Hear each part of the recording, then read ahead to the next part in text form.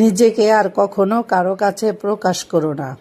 যার প্রয়োজন যেমন তেমনই খুঁজে নিবে।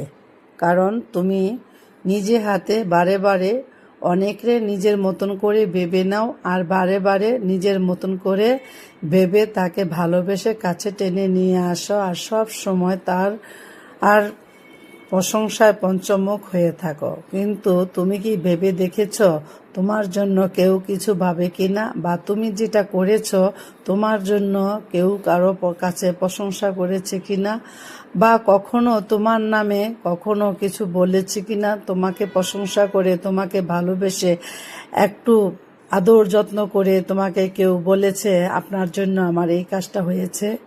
না, কখনো এরকম পাবে না। কারণ যখনই তুমি কাউকে মন দিয়ে ভালোবেসে করবে, আর সেখান থেকে তুমি কি পাবে জানো? অপমান, অপদস্থ। কারণ ভালোবাসা পাওয়ার আর শ্রদ্ধা সম্মান পাওয়ার যোগ্য এই পৃথিবীতে এখন কারোই নেই। কারণ সব সময় দেখবে মিথ্যার জয় হয় বেশি, আর সব সময় যে মন্দ কাজ করে তার সাথে মানুষ থাকে বেশি। তাই বললাম, যখন ভালো কাজ করবা 22 বার ভালো কাজ করার আগে চিন্তা করবা। আর কারো জন্য উপকার করার জন্য যদি তুমি ভাবো তার জন্য এই কাজটা করব, কখনো এটা ভেবো না যে তার জন্যে আমি এটা করব। এটা কখনো এই ভেবে এই কাজটা কখনো করো না। আমি বলবো আর কি, কখনো করবেও না, আর এই কাজ করার জন্য কখনো যাবেও না। কারণ সব সময় দেখবে যখন মানুষের জন্য কিছু করতে যাও, তখন দেখবে তুমি নিজেই সেখান থেকে অপমানিত হয়ে যাও।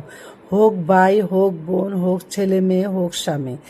আর যার যখন প্রয়োজন হবে তখন যদি তোমাকে ডেকে নিয়ে সেই কাজটা করিয়ে নিয়ে যায়, তখন তুমি যাবে কাজটা করানোর জন্য। কিন্তু সেদে সেদে কখনো আর কারো কাজ করতে যাবে না।